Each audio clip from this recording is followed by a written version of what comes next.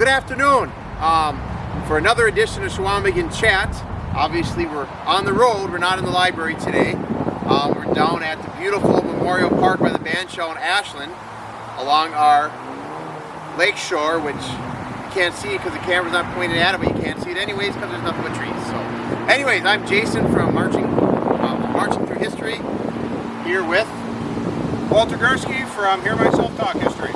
And what are we doing down here at the band shell? We are here to talk about the Ashland Lakeshore Cannon. Technically a howitzer, but everyone in town calls it a cannon. It's a mainstay of the US Highway 2 route through town for many years. But a lot of you may have wondered about its current status, different color, different location. And to do that, I am going to turn to Walter, who's going to give us a little bit of history on both the weapon and the restoration. So, Walter, tell us a little bit about the history of the weapon first. Alright, so this is going to be a 4.5 or 4.7, forgive me for mixing my numbers up, inch howitzer. So this is a standard type of towed howitzer for the United States Army around the time of World War I. However, these guns were not brought over for the First World War. Instead, they were actually kept stateside due to the simple fact that it was easier and cheaper to ship men than it was to ship equipment like this, and the British and French had plenty of weapons available. These weapons were used, however, for the Mexican border crisis of 1917-1916. They were also used for the Pancho Villa expedition of the same time, which our National Guard unit from Ashland, Wisconsin did participate in. So, whether this gun is related to that, or if it's related to World War I as more of a generic piece, I honestly can't say. Even when exactly this came about as being in Ashland is really a matter for debate. The best I could find is a postcard from around 1938 that shows it in position, so we do know that it predates the Second World War. However, it has most certainly been sitting on the side of Lake Superior here for approximately 80 years. And as one can imagine, that's a bit of a number on it. Join in. There you go. So, that did a bit of a number on it, sitting on the side of Lake Superior for the better part of the century. Now, almost everybody that's grown up around Ashland remembers this being here. They played on it as children. Just is what it is. Now, when I was a kid, when you could see the great lake out in front of us when you sat on these jump seats, it was gray, and although a little bit rough, it certainly wasn't beyond saving. Now, fast forward another 20 years, and that situation has changed. My grandfather, Gerald Gursky, died right before the pandemic hit in 2020. And while we were looking through photographs, speaking of the pandemic, I'm dealing with the after effects of COVID. So that's always very exciting. I'll just stay over here. So, I encountered a picture of my grandfather and my great uncle Bob Jurgebeck repainting this as just as a project that they had undertaken with the local veterans groups, both being members of both the VFW and the American Legion. So that gave me the idea that that would be something that the Sons of American Legion here could look into doing as a public service project. Upon inspecting the weapon for that purpose, however, it turns out that it was beyond needing just a coat of paint. By that point, and I'll probably throw some pictures up, we had the wooden wheels had actually rotted away to the point where they effectively did not exist anymore in a meaningful way. The gun was actually up on wooden blocks. And of course, the paint was in very bad shape and there was serious corrosion throughout all the steel components. So, being beyond just a coat of paint, we began looking into doing more of a full, in-detail restoration. So this project took us a couple of years to start getting the pieces in place and getting everything ready to roll. And we then followed that up by making our first overture for donations, which would have been in the year 2022 at the Ashland Veteran Correction Memorial Day program. I think if I can, Walter, if I can give your voice a break. But if I can just add a clarifier here, when he's saying we, he is specifically referring to the Sons of the American Legion, which Walter is the vice commander of. I want to give credit where credit is due. Yes. The Sons of the American Legion led the charge on restoring this weapon. So, go ahead. Yes, thank you. So,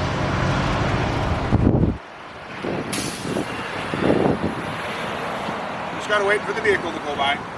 Anyway, when we got this restoration project going, we were blown away after this announcement with the amount of support we got, because frankly we had budgeted for potentially up to 5 years to raise all the requisite funds in order to do this. But the community outpouring of support was enormous, and we were actually ready to roll by the fall of that year.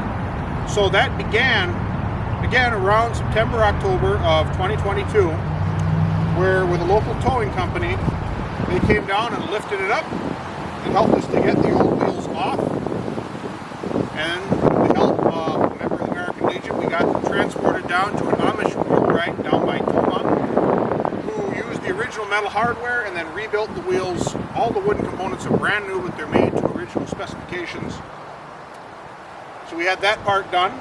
We then had the towing company then came back and assisted us again with the removal of the body of the weapon, which we then transported to Fastlane Motorsports, who did they were going to do the, and here I go tripping over my words, which is of course a standard hallmark of these productions. That's probably why most of you are here.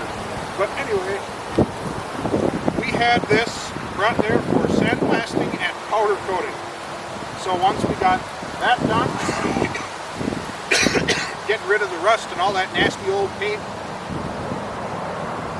really got this thing into a nice presentable condition. And so by the spring, when the wheels were ready, we had those brought up. And the Sons of American Legion, we just took a day and we did the painting work on the wheels, the hubs, etc. And then finally, just in time for 4th of July 2023, we got the wheels back on. We loaded it onto a flatbed from that same towing company, Pusquehala Towing of Ashland, Wisconsin. And we took it as part of the lead of the 4th of July parade that year, which would be the public unveiling of the completed project. So, like I said, much faster timeline than we had anticipated when you guys first started this plan. So thanks again to the Ashland community for all their support, financial fundraising. But, so we're here now. It's down at the Memorial Band Show. It's still owned by Parcel Rec, so it's still owned by the city of Ashland. And what are we looking at for the future? Because originally, everyone remembers this up there right along the highway, but now we're back from the highway going to the band show. First of all, why are we here instead of where it's been forever? First of all. Alright, so obviously there is a little bit of an aesthetic choice in that. It does just, in my opinion, actually look better here. It's not as easy to see from the road, but it just looks better over here. But the main reason, beyond everything else by a significant margin, is the fact that being where it was so close to US Highway 2, every winter, which of course up here in northern Wisconsin, we get some pretty good winters. Yeah, okay, maybe. No, we do. Every winter, when the plows go by to clear Highway 2, all that mixture of snow and road salt gets pushed on the side of the road and right onto our cannon.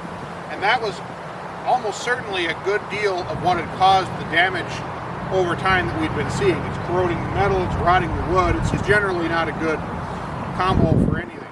So by moving it over here, we're keeping it away from that so that we can ensure that now that it has been restored, it remains in good condition for as long as possible.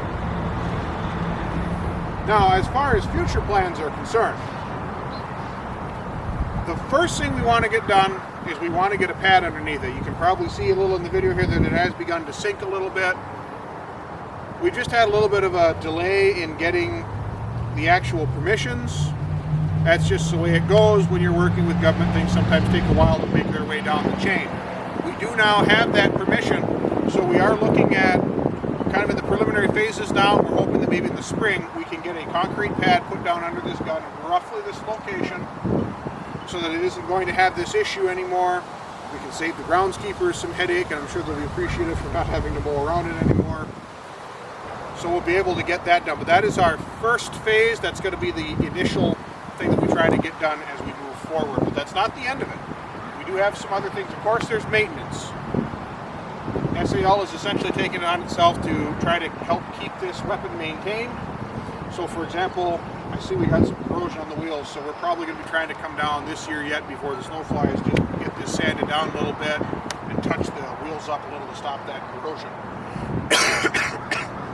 We're also planning to get it tarped up for the winter for the same reason, just to help kind of protect it from the elements during the off season. And then who knows where we could go from there. There's talk about getting a plaque up to talk about what it actually is, and potentially some other improvements down the line. There's a lot of ideas, ranging from getting a shelter to putting some more interpretive plaques about other noteworthy military history events and or figures from the Ashland area as we try to continue to revitalize both the gun and maybe try to help a little bit improve our community parks.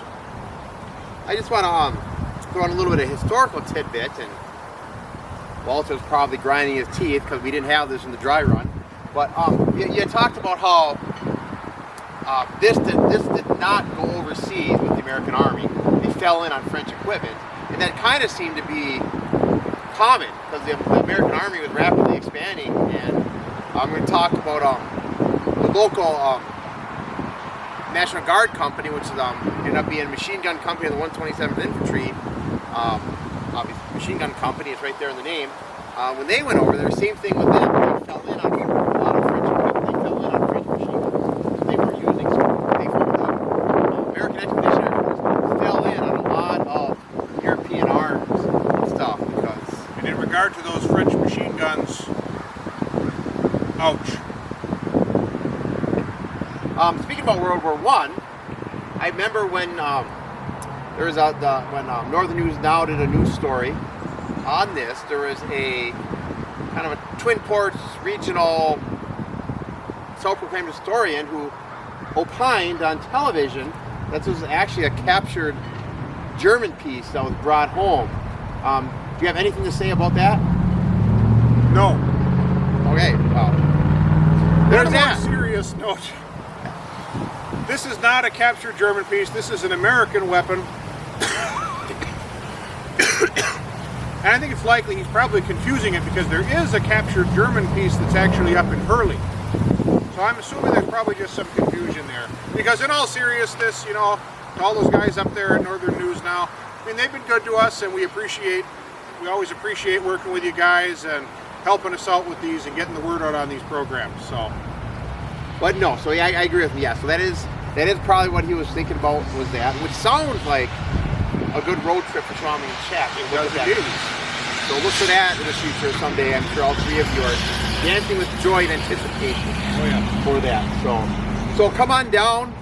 So the next time you're walking on Ashland's beautiful lake shore, looking at the trees and not at the lake, and you see this howitzer, I'm going to call it howitzer, you're going to know a little bit about the story and why it's here down at our band shell. So thank you for watching this edition of Chequamegon. Before we end, though, I do have one little point here, as we mentioned. Okay. So, another tradition that any Ashlander knows is the firing of the cannon on the morning of the 4th of July. So, that does, of course, always happen, but it is not this cannon. It's actually just a standard firework that's being discharged. So, I'm sorry to disappoint. That is a common misconception. I hear that a lot. That is probably the most common question that I receive about this. No, it's not. So, anything else you wanted to throw out there? Nope, I think that's probably all we need for now.